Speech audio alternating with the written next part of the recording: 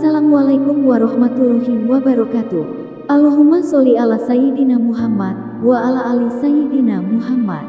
Pemirsa yang dirahmati Allah, marilah kita simak ceramah dari Buya Ar-Razi Hashim dengan tema memulai perjalanan makrifat dengan Asmaul Husna. Sebelumnya marilah kita perbanyak sholawat minimal 1000 kali sehari, agar hidup kita penuh barokah dan mendapatkan syafaat kelak. Jangan lupa berikan dukungan kepada channel kami dengan memberikan super thanks seikhlasnya. Marilah kita doakan agar Buya Ar-Razi Hashim dan keluarga diberikan kesehatan dan kebahagiaan dunia dan akhirat. Amin ya robbal alamin. Assalamualaikum warahmatullahi wabarakatuh. Alhamdulillah amarna bi an nad'u bil asma'il husna. Walhamdulillah ja'alana min alladhina ajabu da'watahu.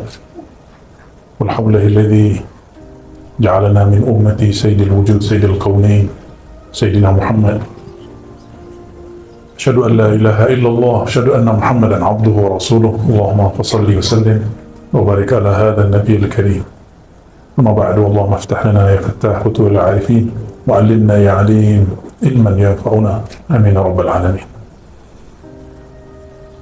Saudara yang melakukan Allah, puji syukur kehadiratnya karena ia masih mengizinkan namanya mengalir pada lidah kita yang penuh dosa. Alhamdulillah Allah masih izinkan nama kekasihnya kita ulang-ulang, kita jadikan sebagai wirid, dan itu tiadalah mudah bagi orang-orang kecuali yang Allah bukakan mata hatinya. Maka tiadalah yang diangkat di muka bumi ini kecuali orang yang menyebut namanya, orang yang mencintai namanya, orang yang mewarisi ilmunya. Itulah makna dari surat Alam Nashrah, wa rafa'na laka dzikrak. Dan kami mengangkat bagi engkau, hai Muhammad, zikraka. Zikraka secara harfiah berarti sebutanmu, namamu. Maka bagi ahli ma'rifat yang mengerti dan menjama' antara ilmu yang zahir dan batin, syariat dan hakikat, mereka memaknai zikraka, maka di situ ada zakiruka, orang yang menyebut-nyebutmu juga diangkat. Zakiruka juga bermakna al-arif bika, orang yang kenal kepada engkau juga diangkat. Maka jika bersolawat, berceramah, berdakwah, jangan berniat viral, jadi orang yang populer, ya, famous, ya, masyhur. Nah, niat kita hanya karena Allah membesarkan, meninggikan, mempopulerkan nama baginda SAW, maka kita pun mengatakan, ya Rabb, arfa' dzikra habibana dzikra habibina kama rafa'tahu. Sebagaimana engkau mengangkat namanya, kami pun mengangkat namanya. Maka siapa yang menyebut-nyebut namanya, dia pun ikut terangkat. Darjah dia pun ikut terangkat. Semoga yang hadir malam ini, terutama sahibul bait, Datin Umi Zaidah, ya? Aidah. Semoga beliau dan keluarga dan yang berhadir semua, Allah tambahkan nurullah, nur Muhammad SAW. Ini mulailah zaman orang mengingkari kajian Nur Muhammad SAW. Padahal jika tuan-puan baca, semua kitab maulid dimulai dengan Nur Muhammad SAW. Betul tak? Semua kitab maulid isinya Nur Muhammad SAW. Tapi muncullah ada orang mengatakan kajian Nur Muhammad itu kajian daripada pengaruh Kristiani kepada Muslim. Ada juga mufti sinilah. Ya, saya tak tahu negara bagian mana lah itu. Dia kata Nur Muhammad itu ajaran Majusi yang masuk ke dalam Islam. Ya salam, mufti, ya salam. Istafti qalbak qabla an tufti linnas. Minta fatwa dulu ke dalam kalbu sebelum kita memfatwa suatu hal. Kita tidak akan mengancam dia dengan ancaman-ancaman kesesatan. Kita cuma uzakiruhu, mengingatkan dia bahwa sadah kibar ulama, ya, ulama-ulama besar sedari dulu, mereka biasa memulai kajian dengan Nur Muhammad sallallahu alaihi wasallam. Tapi saya tidak mau bahas Nur Muhammad lah, ramai lagi, ya. karena di sini baca Ratibul Attas dan Al-Asmaul Husna. Saya ambillah bagian Al-Asmaul Husna. Kalau Ratibul Attas mungkin para sahabat yang berhak membahasnya, walaupun kita memiliki sanad dan ijazahnya. Tapi tarekat saya bukan tarekat Ba'alawiyah, namun saya dapat ijazah mengamalkan wirid-wirid dan auratnya, ya, namun suluknya bukan suluk Ba'alawi. Ma'ahtiramin bihim, meskipun saya sangat hormat dengan Sadah Ba'alawiyah. Kenapa? Kullu Ba'alawi syadzili, setiap Ba'alawi syadzili, dan amalan harian kami syadzili. Suluk khalwat kami Naqsyabandi, kajian hakikat kami Syatari, mahabbah kami Ba'alawi. Alhamdulillah Rabbil Alamin. Zikir anfas kami Samani. Ya, kalau dilanjut masih banyak itu. Ya. Al-Asma'ul Husna. Tuan-puan, senangkah dipanggil dengan nama yang bagus? Senang? Senang dipanggil dengan nama yang indah, yang elok? Atau dipanggil dengan nama yang buruk? Mau? Tak nak? Tiada orang yang suka dipanggil dengan nama yang buruk. Walillahil mathalul a'la, dan milik bagi Allah lah perumpamaan yang lebih tinggi, lebih luhur. Jika engkau saja tiada suka dipanggil dengan nama yang biasa, engkau suka dipanggil dengan nama yang luar biasa, nama yang indah dan elok, itu adalah sifat Allah yang Allah pantulkan, percikkan ke dalam dirimu. Jadi sebenarnya itu sifat Allah. Maka jangan terlalu suka dipuji. Pulangkan pujian kepada yang maha terpuji. Inilah makna Alhamdulillah Rabbil Alamin. Kapan kita boleh terima pujian? Apabila kita melihat sifat Allah lah yang menutupi aib ini, lalu orang melihat sifat Allah meliputi diri, barulah boleh kita menerima pujian. Karena yang terpuji pada hakikatnya zat yang maha terpuji, Allah Subhanahu wa ta'ala. Dan inilah syukur kita sebagai umat Nabi yang terpuji, Nabi Muhammad SAW. Betapa bingung dan hairannya orang-orang kafir Quraisy, Abu Lahab, Abu Jahal hendak mencaci, tapi orang yang dicaci namanya orang yang terpuji. Muhammad, apa artinya? Orang yang terpuji. Bagaimana mungkin orang yang sangat terpuji dicaci maki? Oleh karenanya mereka tidak berhasil mencaci maki Sayyidina Muhammad SAW. Maka mereka menuduh Sayyidina Muhammad SAW sahirun majnun, penyihir. Tidak puas, sebut lagi majnun, gila. Itulah ya nafsu orang-orang kafir Quraisy. Dan saya bukan memberi ancaman kepada kita, hanya menakut-nakuti diri supaya siap sedia. Siapa saja yang mewarisi nur al-Muhammadi sallallahu alaihi wasallam, nur ilmu baginda sallallahu alaihi wasallam, maka ia akan juga dicaci. Ia juga akan dituduh sebagai penyihir lagi, gila. Ya. Mungkin Datin Umi ini sudah dituduh gila juga. Gila habaib, gila ulama, tersesat sudahnya. Kawan-kawannya mungkin lagi sudah gila. Ya. Tapi terserahlah mereka, ya, biarlah kafilah tetap berlalu dan anjing tetap ya menggonggong tuh. Allahumma sholli ala sayyidina Muhammad. Walillahil asmaul husna fad'uuhu biha. Maka milik Allah lah nama yang indah, nama yang elok. Maka semua nama terbaik berpulang kepada Allah Subhanahu wa ta'ala. Fad'uuhu biha, maka panggillah Allah dengannya. Apabila saya ni kepada Ustaz, saya panggil hoi, pasti Ustaz tidak mau melirik, betul tak? Hei, pasti tidak mau melirik, karena Ustaz punya nama, punya gelar. Minimal saya panggil Ustaz. Ya, kalau tak tahu nama, panggillah Ustaz, jangan panggil hoi. Hei, fulan. Tidak. Kita pun tidak suka dipanggil bukan dengan nama apalagi Allah Subhanahu wa ta'ala. Tapi baiknya Allah itu, ia menyimpan namanya bahkan dalam satu huruf. Huruf yang paling ringkas tentang nama Allah adalah hu. Maka kul huwallahu ahad. Biasanya apabila kita menyebut dia dalam bahasa Melayu lain dengan huwa dalam bahasa Arab. Karena dia dalam bahasa Melayu khusus untuk orang ketiga, orang yang gaib, orang yang hari ini sahabat kita tidak hadir, lalu kita sebut dia. Betul tak? Tapi kalau menyebut Allahu, itu menunjukkan tanzih, mensucikan Allah dari semua fikiran-fikiran. Maka maknahu mencakup semua sifat 20. Orang kalau faham, belajar sifat 20, ada di sini majelis kajian sifat 20. Wajib ada, kita Ahlus Sunnah wal Jamaah, salah satu simbol kita adalah mengkaji sifat Allah yang 20.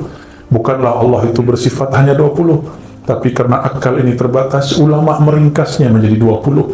Dari 20 orang akan faham bahwa sifat Allah tabaraka wa ta'ala tak terhingga.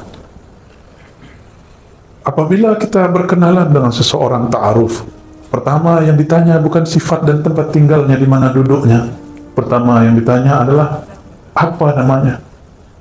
Maka awal jalan makrifat mengenal Allah adalah mengenal nama Allah subhanahu wa ta'ala. Saya lihat wiridnya sudah bagus, suaranya sangat merdu, tinggal suara dan wiridnya diisi dengan warid. Warid itu dimulai dengan ta'lim. Innamal ilmu bita'allumi. Ilmu itu mesti diambil dari guru. Lain dengan futuh, lain dengan wahbiyah, bukan wahabi. Wahbiyah itu pemberian bakat dari Allah.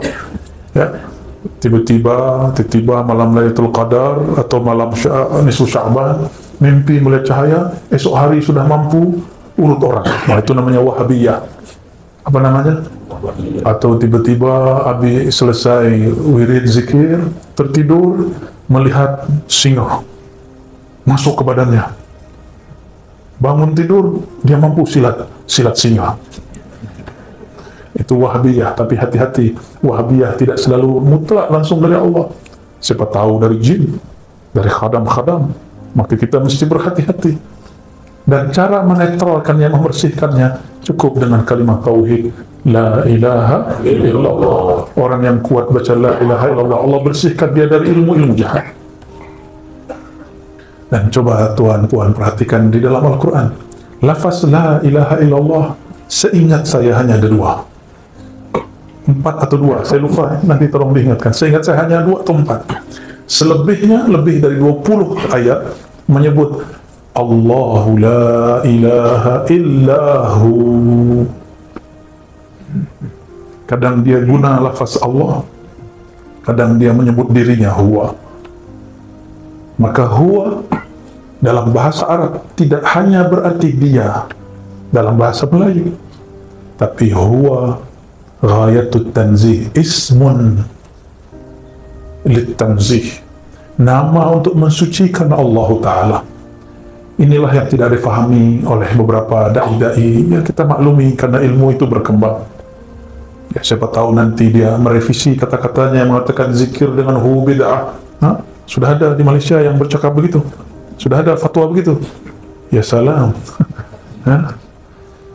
Siapa yang tak kenal dengan Imam Izzuddin bin Abi Salah, Imam Fakhruddin Ar-Razi? Buka Fakhruddin Ar-Razi, kalau yang di depan Ar-Razi. Ini Imam Fakhruddin Ar-Razi. Imam Fakhruddin Ar-Razi, beliau wafat lebih kurang 606 Hijriah. Sekarang sudah berapa? 1446. Sudah berapa abad? 1 abad 100 tahun. Sudah berapa abad? Lama gitu ya.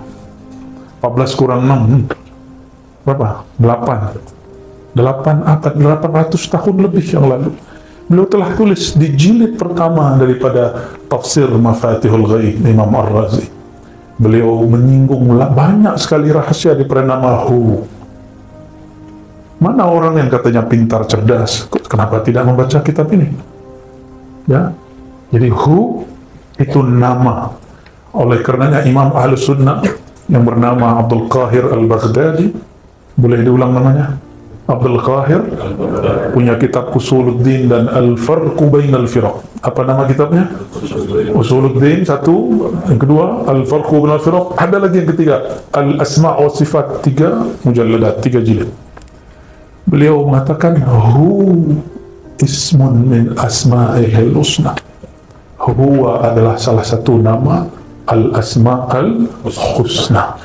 Ya, maka kalau kita zikir, nas'aluka ya man huwa Allahu la ilaha illa hu. Imam Abdul Hasan Syazili, guru daripada Imam Izzuddin Abi Salam, imam mujtahid di zamannya, tapi tidak keluar dari mazhab Syafi'i, tapi dia punya pandangan yang lain dengan Imam Syafi'i untuk beberapa hal. Beliau punya guru Imam Syazili yang punya Hizib Bahar, ya, salah satu hizib yang saya suka, dan kami di Ribat pagi petang mengamalkan wirid asas, astagfirullah 100, la ilaha illallah 100, salawat 100, subhanallah 100, itu di hati beliau. Imam Syazili, salah satu doa asma al-ismul a'azam, nama yang agung yang jika kita memohon dengan nama itu adalah hu. Maka beliau berdoa, ya hu, wahai yang menyebut dirinya huwa. Waw itu waw zaidah, pada dasarnya hanya hu. Waw itu tambahan dalam bahasa Arab. Jadi al-aslu fihi hu, bila waw. Ada hu tanpa nyebut waw. Kul huwa, huwa Allah, karena dia disambung maka dibaca huwa Allah. Tapi jika dia diwakafkan Allahu la ilaha illahu, betul tak? Begitu cara bacanya, sahih? Ada matnya, hu.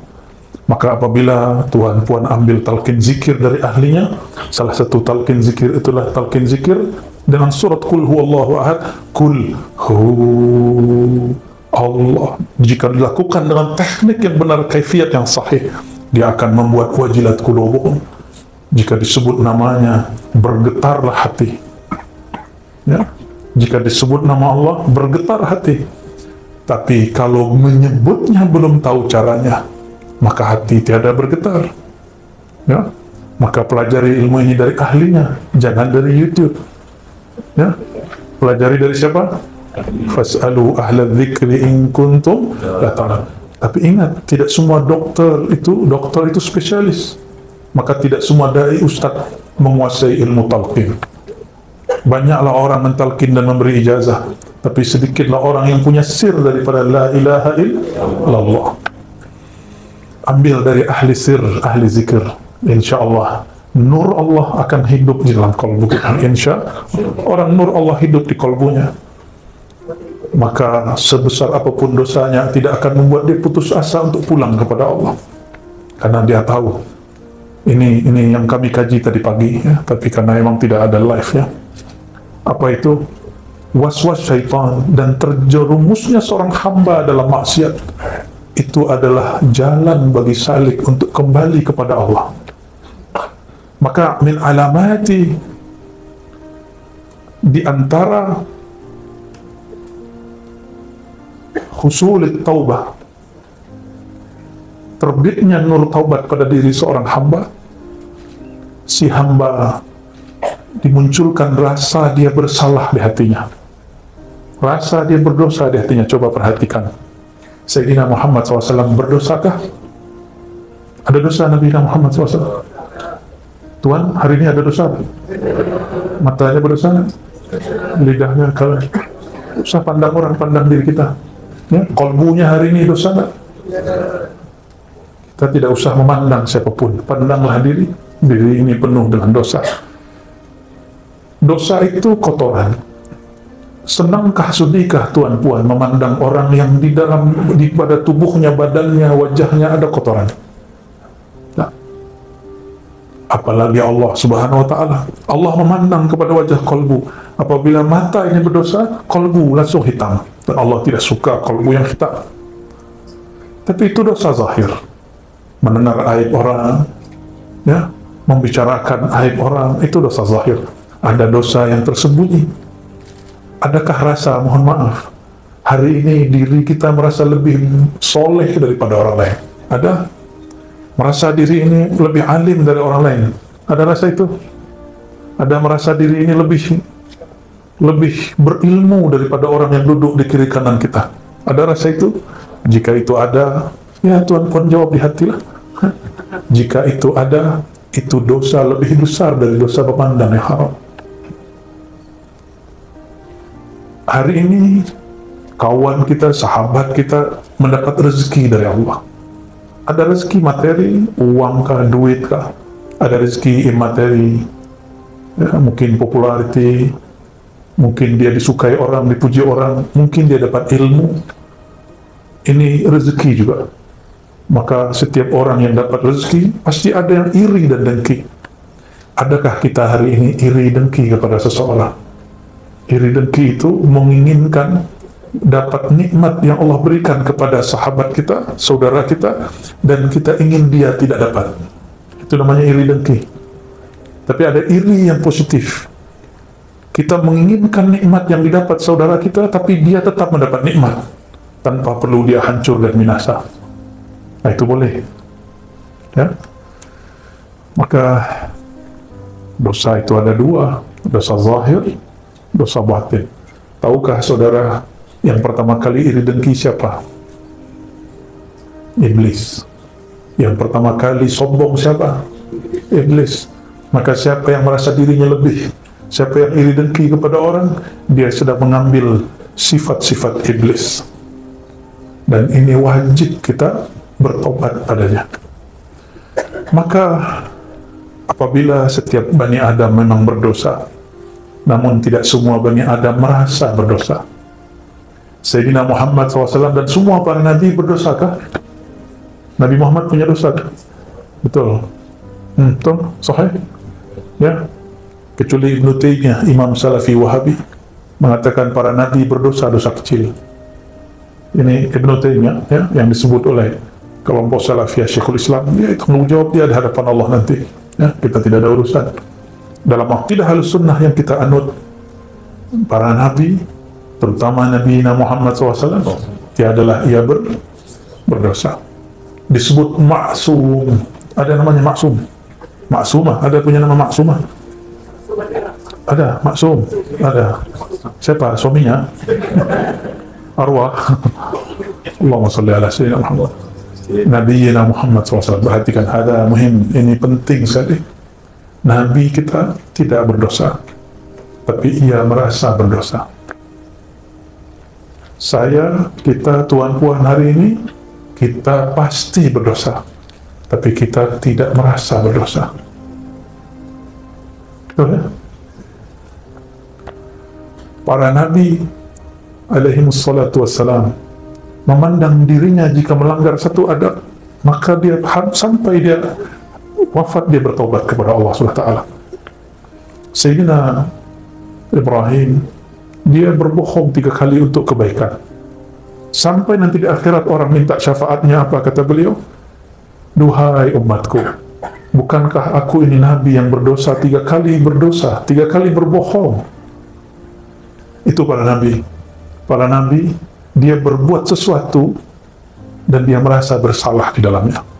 Maka semua para Nabi tawabin, semua Nabi itu ahli taubat. Ingin merasakan nikmat bertuhan, ingin merasakan nikmatnya zikrullah, benar-benarkan, betul-betulkan taubatnya. Apakah kita senang masuk ruangan tapi ruangannya kotor? Masuk masjid suraunya berdebu, apa namanya nih, tikar apa? Karpetnya sudah kotor, ya, banyak debunya, banyak kotoran-kotoran di dalamnya. Nyamankah? Tidak.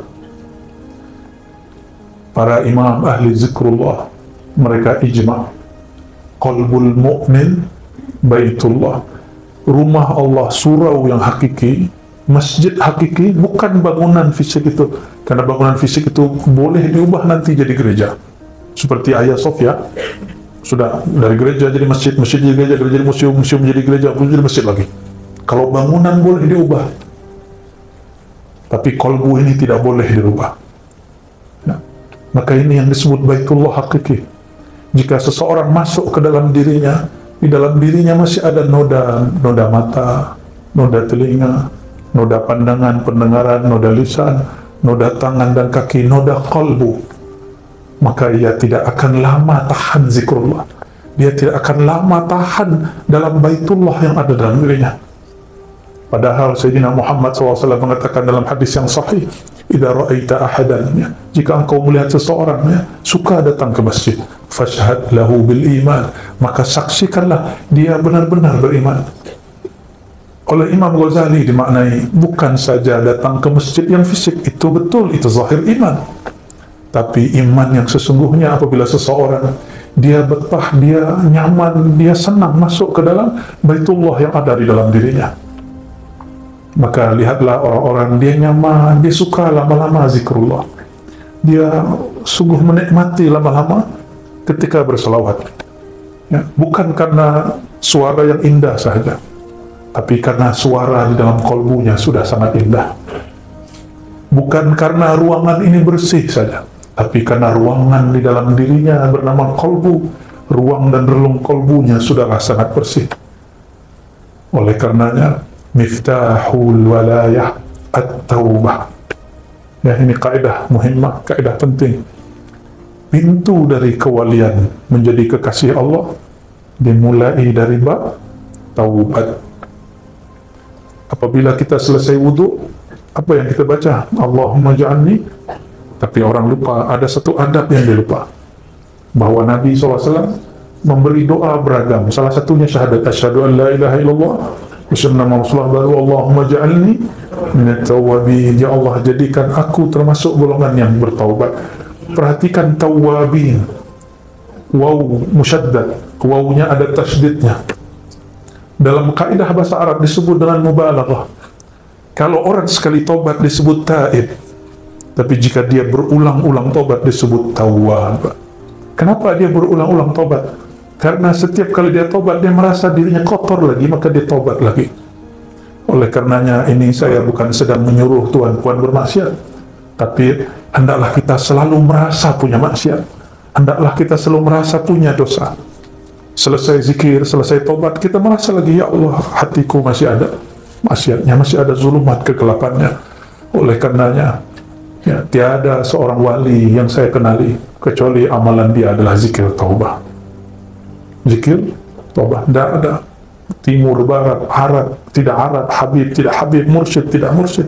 Wali itu tidak mesti mursyid. Boleh jadi dia mastur, tersembunyi dalam keramaian, ada yang tersembunyi dari keramaian. Amalan wajib mereka mandi taubat, zikir taubat, sholat taubat. Nah ini, jadi kenapa kalau zikir sama-sama kuat, tapi zikir sendiri tidak kuat? Karena zikir taubatnya belumlah sempurna, ya. Allahumma salli ala Sayyidina Muhammad.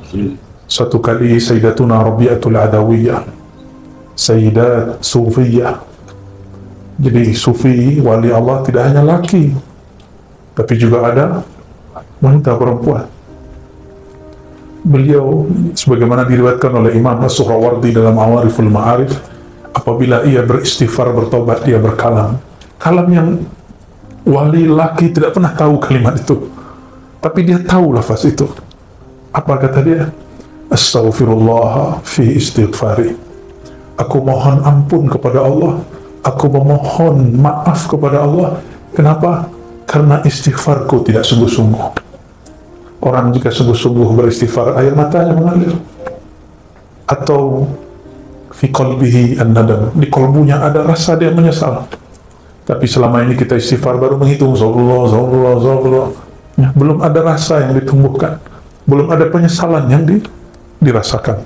Padahal Sayyidina Muhammad SAW mengatakan an-nadamu taubah, indikator seseorang diterima taubatnya, dia ada penyesalan terhadap yang dia lakukan. Dan an-nadamu alamatuhu al-buka, salah satu ciri dari orang yang menyesal, matanya berkaca-kaca menangis. Oleh karenanya, pelajari ilmu taubat, tidak usah tinggi-tinggi ilmunya.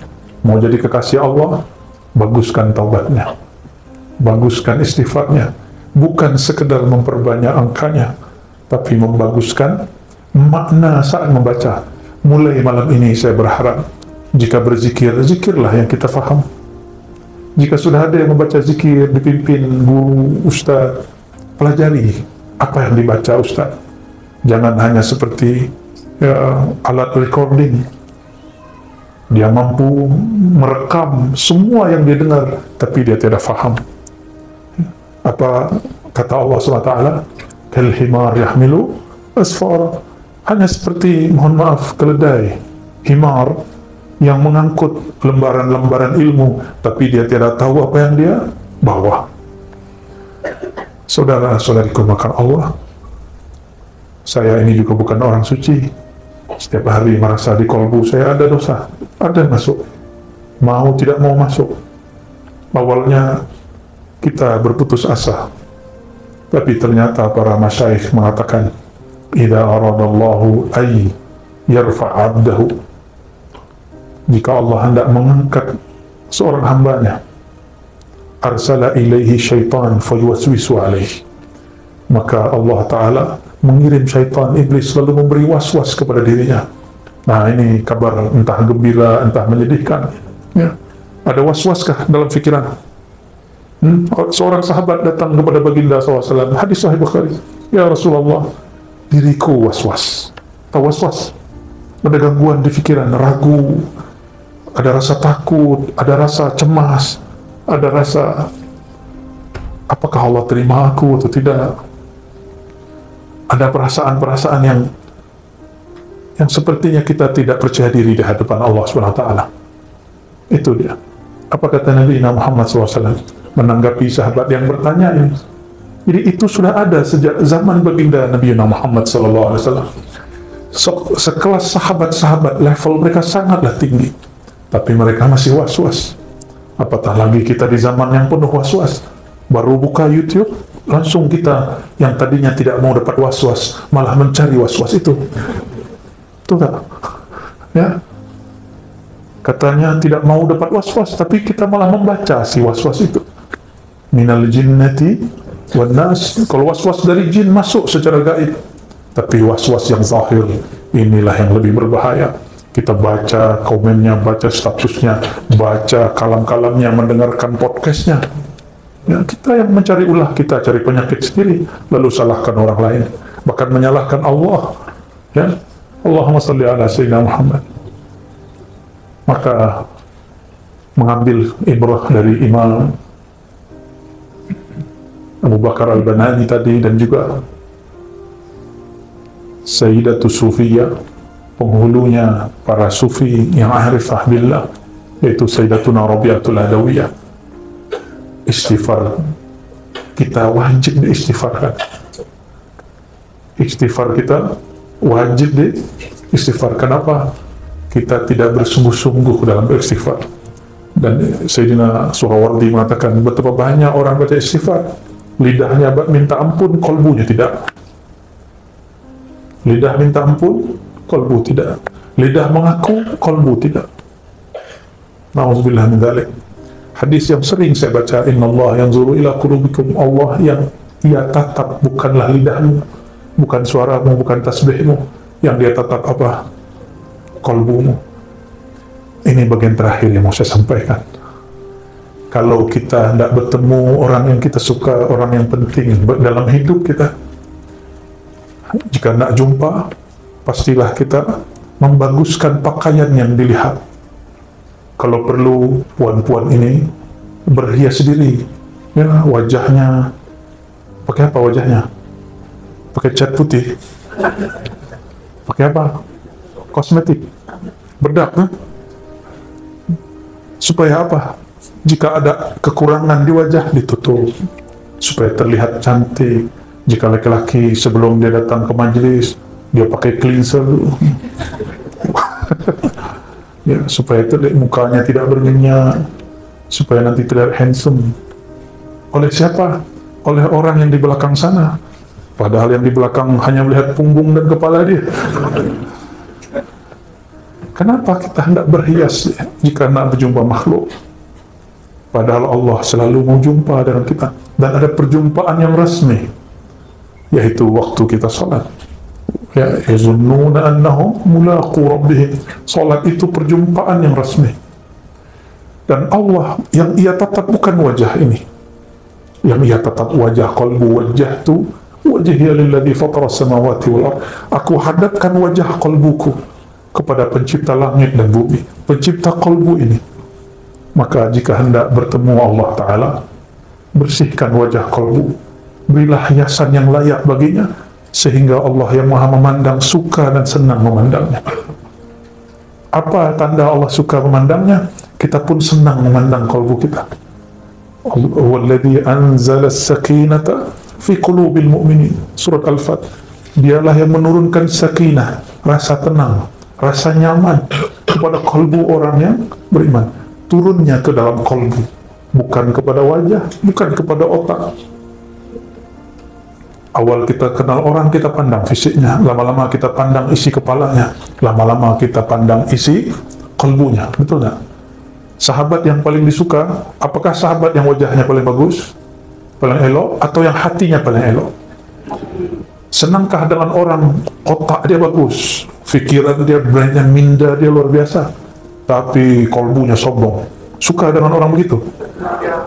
Kita lebih senang, ya wajahnya ya lumayan lah, lumayan buruk, otak dia, minda dia lumayan dhaif, ya dhaif atau dhaif, ya lemah, tapi kalbu dia tidak menyimpan busuk hati.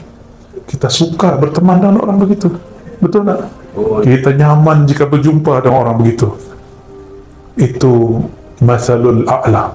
Ini perumpamaan yang lebih tinggi. Allah lebih senang lagi kepada orang yang kalbunya tidak menyimpan busuk hati, tidak menyimpan sombong diri. Senangnya Allah memandang orang begitu. Kapan mulai konflik muncul di surga? Ketika Azazil yang kemudian diberi gelar iblis merasa dirinya lebih tinggi daripada Sayyidina Adam, dan dia iri kepada anugerah Allah kepada Sayyidina Adam, maka bermulalah konflik, bermulalah pertengkaran. Ya, jangan sampai itu terjadi. Kita punya sahabat, wajahnya senang kita melihatnya, akal fikiran minda dia juga sangatlah cerdas, IQ-nya sangatlah tinggi, qalbunya sangatlah baik. Itulah afdalul ashab, sahabat yang paling mulia. Jika dia sahabat, jika dia guru yang paling disebut al-mursyid kamil mukamil, guru yang kamil, ideal, bukan sempurna. Sempurna hanya milik Allah, ya, sangat ideal. Maka saudara-saudariku yang bukan Allah, karena Allah hanya menatap kepada wajah, kalbu, mari merias wajah kalbu. Ya, ini puan-puan ini merias wajah ini setiap hari kan? Kalbu kita cemburu. Apa kata dia? Ya Allah, hambamu ini merawat wajah zahirnya setiap hari, tapi wajah yang engkau tatap dia hanya rawat sesekali saja. Wajah ini, kata ahli kecantikan, mesti dibersihkan minimal 2 kali sehari. Tahulah kita ya, ya pagi, petang, ya, atau bangun tidur, sebelum tidur. Maka saya pun katakan minimal jika hendak membersihkan kalbu, bersihkan 2 kali sehari, sebelum bangun tidur dan sebelum tidur. Siapa yang tidur tidak membawa sifat-sifat sombong, sifat-sifat yang buruk, dia tidur fi hubbillah, dalam cintanya Allah. Itulah zikir yang sebenarnya, itulah ahli surga. Jadi jika Tuhan mau lihat ahli surga zaman ini, mudah, saya kasih contohnya. Orang yang tidur tidak menyimpan penyakit hati. Siapapun orangnya, alimkah dia, jahilkah dia, maka orang itu ahli jannah, ahli surga. Alim dia, baca kitab kuningnya Masya Allah, apalagi baca maulidnya Masya Allah, tapi sebelum tidur dia kurang senang, hatinya seuzon, dia kurang bersyukur dengan apa yang dia dapat hari ini, tertidur. Itu tidak lebih baik daripada jamaahnya mungkin jahil, tapi dia tidur penuh rasa syukur dan taubat kepada Allah Subhanahu wa Ta'ala. Maka nanti sebelum tidur, nah ingat-ingat, sebelum tidur, kata Nabi Muhammad SAW, ini sunnah Nabi, idza arada ahlukum ila firashihi, jika kamu hendak mau ke tempat tidurnya, falyatawadda wudu'ahu lis-salat, maka berwuduklah, berbersih-bersihlah seperti dia tidak sholat. Maka seorang muslim tidak mungkin dia tidur wajahnya berminyak. Nah, kenapa? Karena dia mau tidur, dia pasti bersihkan wajahnya dulu. Jadi Rasulullah SAW sangat mengerti bab berhias. Lalu setelah itu apa? Bacalah zikir-zikir yang sudah mungkin kita tahu semua. Tapi ada satu hal yang terpisah hadisnya. Janganlah tidur dalam menyimpan rasa sakit hati kepada siapapun. Ada rasa sakit hati kah kepada orang? Masih ada? Masih ada dendam? Masih? Saya lihat ini sebagian masih menyimpan dendam ini. Masih ada 1-2 lah ini. Dapat dibaca dari gores mata. So, kan tahu alam gaib tidak. Ya, kita tahu orang wajah lapar. Kenapa? Terlihat di wajahnya. Bukan berarti kita tahu alam gaib, tidak. Sayyidina siapa yang Yahudi ini namanya? Abdul Salam, ya.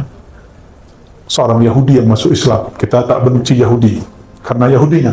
Kita benci Yahudi yang Zionis, yang jahat kepada sesama manusia, apalagi Muslim yang sedang ada di sana.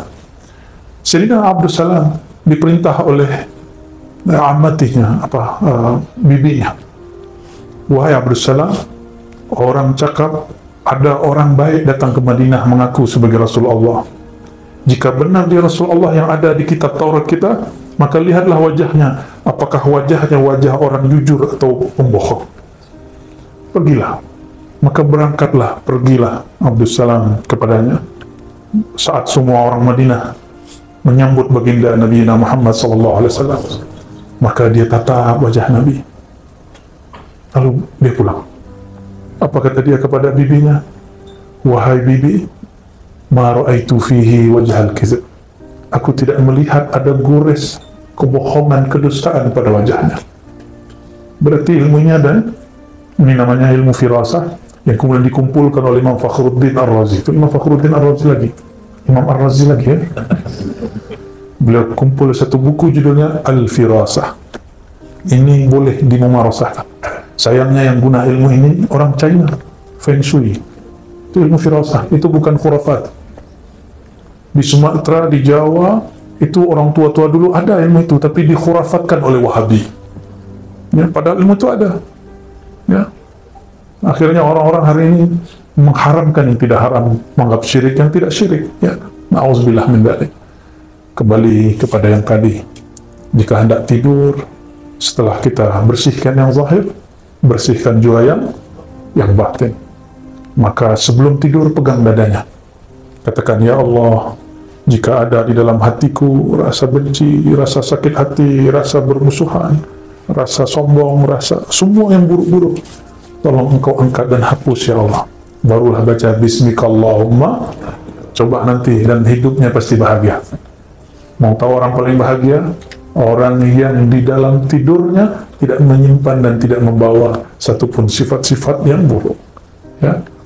Dan semoga Allah menulis kita fi diwanit tawabin, dalam daftar nama-nama ahli taubat. Wala yaqbiduna illa wa nahnu minhum. Dan jangan sampai kita dicabut ya Allah, ya. Dan kecuali kita dalam keadaan bertobat kepada Allah Subhanahu wa ta'ala. Lebih kurang itu, ya. Semoga Allah Ta'ala menerima kita semua. Iqbalna ya tawwab, ij'alna minat tawwabin bihaqqi Sayyidina Muhammad Sayyidit Tawwabin. Nastaghfiruka fi istighfarina. Ikuti ya Allah, ya Allah, ya Allah, kami memohon ampun ya Allah. Dosa mata kami ya Allah, memandang yang haram ya Allah, memandang hina orang lain ya Allah. Ampunkan dosa pandangan kami ya Allah, dosa pendengaran kami ya Allah, dosa lisan menyakiti sahabat kami ya Allah, dosa kolbu ya Allah, dosa sombong ya Allah, dosa angkuh ya Allah, dosa iri dengki ya Allah, dosa lalai mengingat Engkau ya Allah.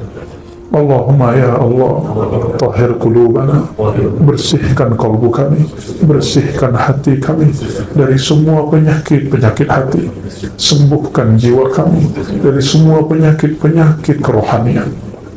Allahumma ya Allah, la taqbidna, jangan engkau menjemput nyawa kami, illa wa naqulu la ilaha illallah, kecuali engkau takdirkan kami membaca la ilaha illallah Muhammadur Rasulullah. Allahumma ja'alna minat tawabin, Allahumma ja'alna minat tawabin, Allahumma aktubna fi diwanit tawabin. Ya Allah, terima taubat kami, terima taubat kami, dan tulislah nama kami pada daftar nama orang-orang yang bertaubat. Amin ya rabbal alamin. Rabbana atina fid dunya hasanah wa fil akhirati hasanah wa qina adzaban nar. Ikuti ya Allah, ya Allah, ya Allah, ya Tawwab, ya Tawwab, ya Tawwab, tub alaina بحق نبينا محمد صلى الله عليه وسلم والحمد لله رب العالمين. الفاتحة.